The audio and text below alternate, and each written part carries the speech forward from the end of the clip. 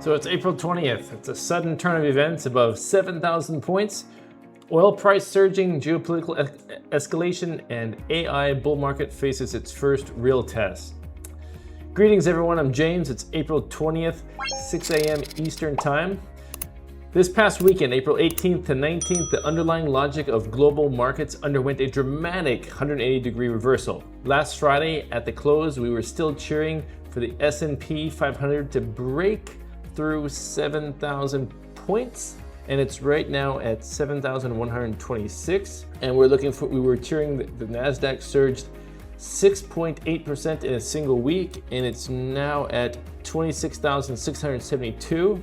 But at this moment, the black swan has already flapped its wings and arrived directly. So let's take a closer look here. Yeah, right now S&P, it's up 1.2%. And let's see, the 7,000 point mark, and the S&P closed at 7,126, a surge of 1.2%. Yeah, successfully holding the 7-point mark and setting a new all-time high.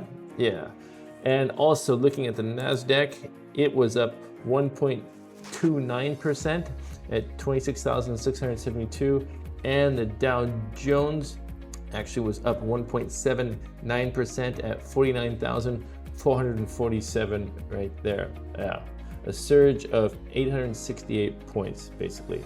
Now, what about AI technology and risk assets? Yeah, so AI technology and risk assets were also on.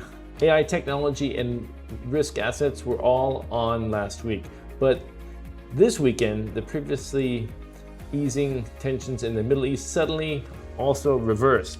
So the Strait of Hormuz once again shrouded in uncertainty. So everything was affected by this.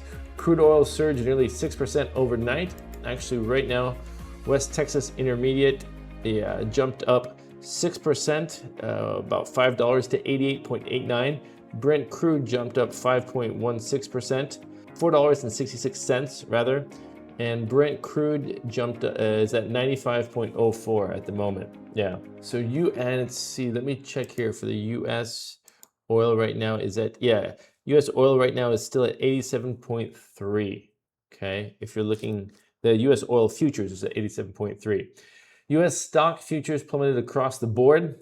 The market instantly switched from optimistic to bull market, to a geopolitical game mode. It moved from optimistic bull market to a geopolitical game mode above 7,000 points.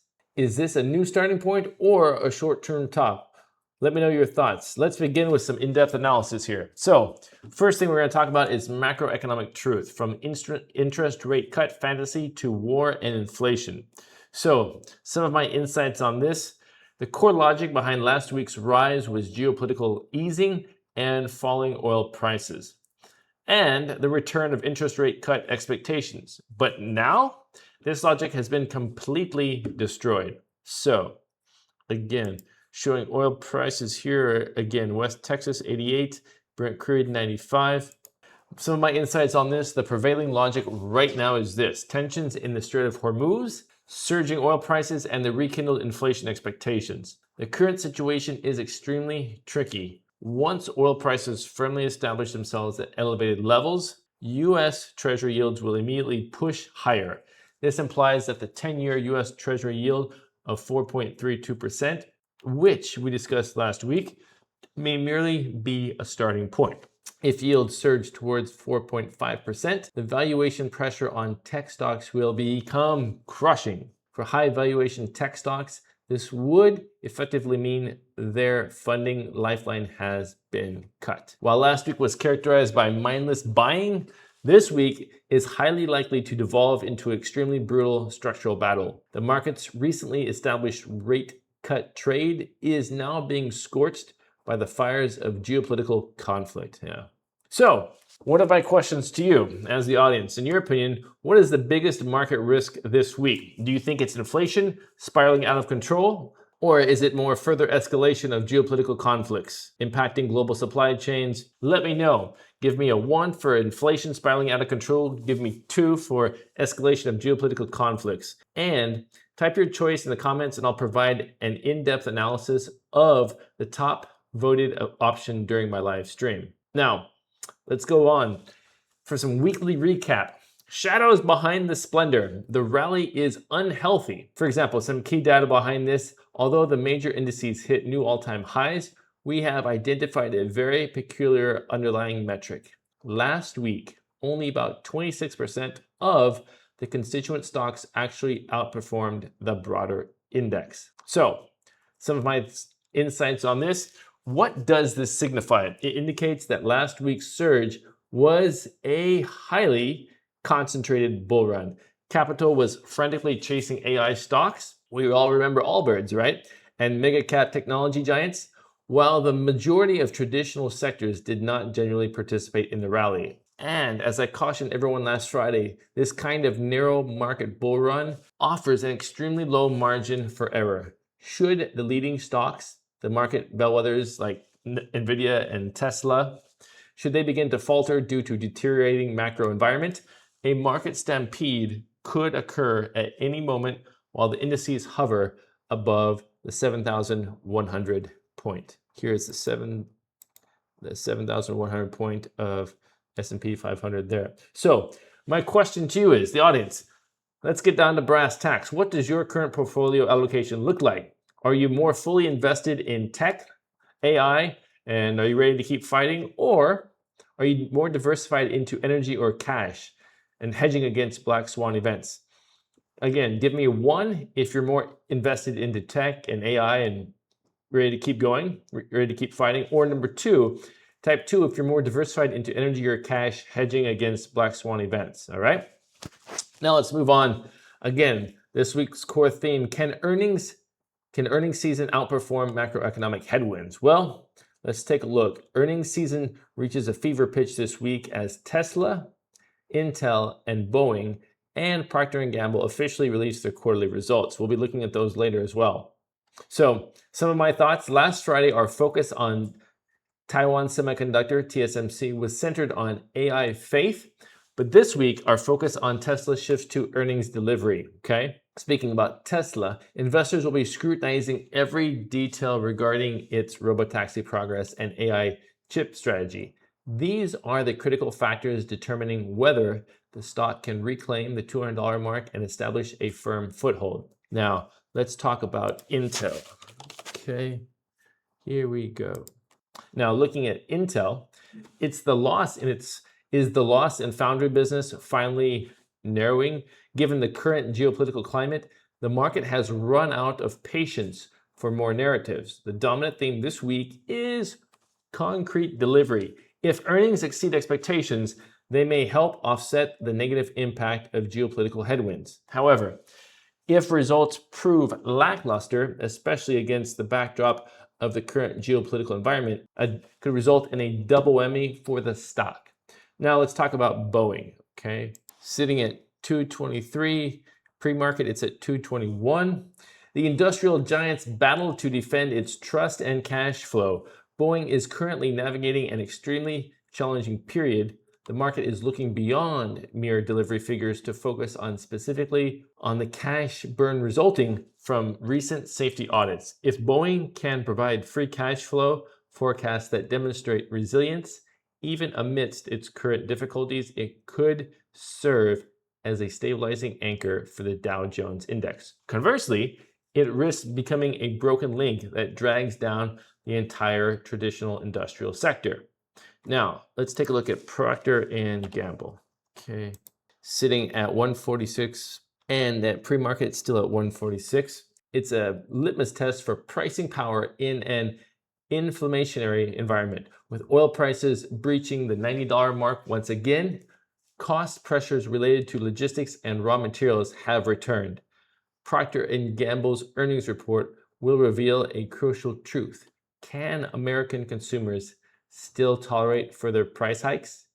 If Procter & Gamble's pricing strategy falters, leading to a decline in sales volume, it would signal that the S&P consumer staples sector is facing widespread valuation downgrades. Now, my question to you, the audience, what do you think? How do you think Tesla's earnings report will perform this week? Yeah, Tesla is sitting at 400. Pre-market, it's at 398. How do you think it will perform this week?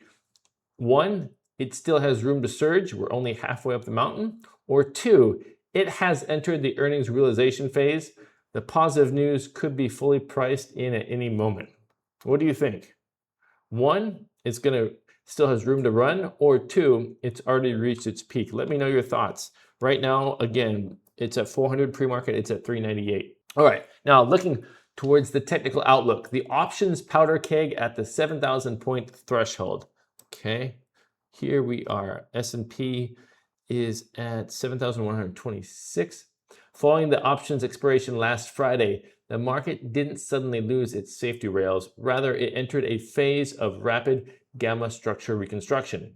Tonight, the S&P faces a massive gamma gap right at the 7,050 point level. So, some of my insights on this.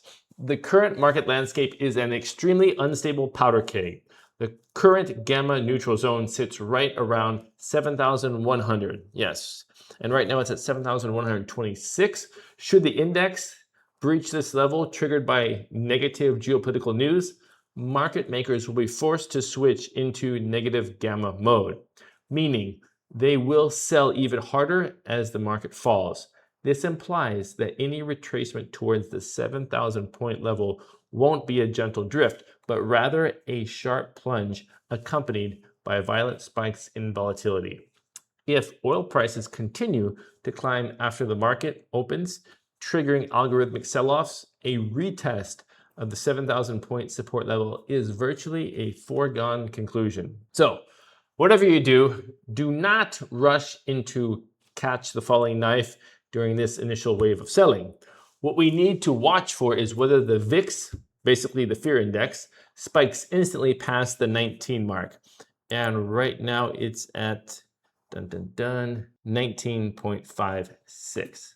Okay, so keep an eye on the VIX. My question to you is, if the S&P retests the 7,000 point level tonight, what will you choose? Aggressively buy the dip, placing faith in AI earnings performance, or number two, reduce your position and wait on the sidelines until the volatility subsides? I've noticed many people in the comment section expressing their worries. James, I just chased into some tech stocks last Friday, but they're all deep in the red during pre-market trading today. Should I cut my losses, or oil prices have surged so much it is still too late to chase after energy stocks now? Okay, I get a lot of the similar questions like this. Everyone, stay calm in the face of geopolitical black swan events. The absolute worst thing you can do is engage in emotional trading. The market landscape this week will be highly bifurcated. One segment of capital will flee towards safe haven assets like gold and crude oil, while another segment will hold firm, betting on the upcoming AI earnings reports. Send a direct private message to my assistant with the details of your current portfolio holdings and enter the access code APR20, and I'll send you a copy of 3 defensive hedging strategies for a reversing market. A report I compiled last night after conducting a market review until, well, about 3 a.m. to teach you how to utilize options and inverse ETFs to hedge against this current wave of geopolitical risk. Now, some closing action-oriented things for you to do. That basically concludes today's urgent in-depth pre-market briefing. Here's some actions. First, contact my assistant to claim your hedging strategy report. Locate the assistant's contact details at the bottom of your screen and enter the secret code APR20. And 2, tune into our live broadcast today at 10 a.m. We will witness in real time the battle to defend the S&P 7,000 point level, as well as the true impact of oil prices on technology stocks. And 3, maintain a sense of reverence for the market. Remember, in a bull market, every falling knife, every sharp decline carries the potential for bloodshed until it finally hits the ground. So stay sharp, stay humble. I'm James, and I'll see you in the live stream.